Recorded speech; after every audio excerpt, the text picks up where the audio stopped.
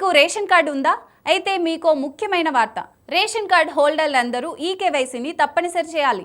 EKYC చేయని ration కార్డులు వారి రేషన్ కార్డు రద్దు అవుతాయి. మీరు ఇంకా ఈకేవైసీ చేయకుంటే వెంటనే చేయండి.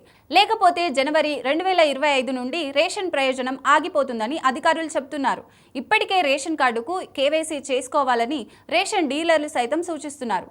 కేవైసీ చేసుకోలేని వారు చాలా మంది ఉన్నారు. వెంటనే చేసుకోవడం మంచిది. అయితే రేషన్ కార్డుకు కేవైసీ చేసుకోకుండా పూర్తిగా రద్దు కాకుండా తాత్కాలికంగానే ఆగిపోవచ్చు. రేషన్ కార్డుకు కేవైసీ డిసెంబర్ 31 చివరి తేదీగా ఆహార పౌర సరఫరా వినియోగదారుల వ్యవహారాల శాఖ నిర్ణయించింది. ప్రతి రేషన్ కార్డు సభ్యుడు వారి పేరు, పుట్టిన తేదీ మొదలైన వాటిని సరిపోల్చాలి. హోల్డర్లు వారి ఆధార్ డేటాతో పాటు 31 డిసెంబర్ 2024 లోపు వారి ఈకేవైసీ ప్రామాణీకరణను పొందకపోతే రేషన్ కార్డు తాత్కాలికంగా బ్లాక్ చేయబడుతుందని తెలుస్తోంది. డిపార్ట్మెంట్ ఈకేవైసీ ఆండ్రాయిడ్ మొబైల్ అప్లికేషన్ని కూడా ప్రారంభించింది. వినియోగదారులు తమ ఆండ్రాయిడ్ మొబైల్ ఫోన్లలో గూగుల్ ప్లే స్టోర్ నుండి ఈ యాప్ని డౌన్లోడ్ చేసుకోవడం ద్వారా ఇంట్లోనే ఈకేవైసీ చేసుకోవచ్చు.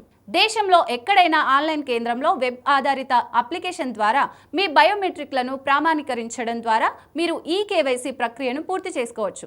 లేదా రేషన్ డీలర్ల వద్ద కూడా ఈ పని పూర్తి చేసుకోవచ్చు.